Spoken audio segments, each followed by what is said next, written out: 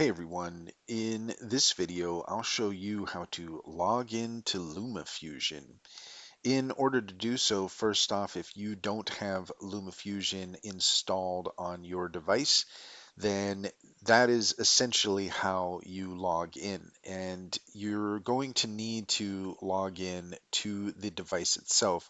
So if you are starting with a fresh device, then you're going to need to log into your Apple account, and that should give you access to LumaFusion if you have it in your library.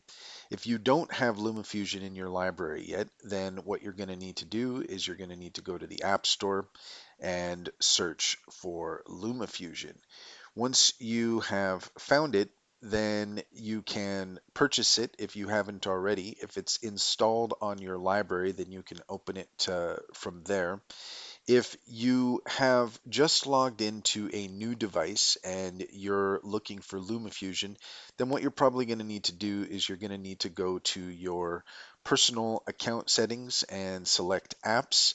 And then from here, if you don't see it in the all list, then you can check the not on this iPad list, or you can search for the app itself on the App Store. If you have already purchased it, then you should be able to install it as long as you're logged into your Apple account on the device.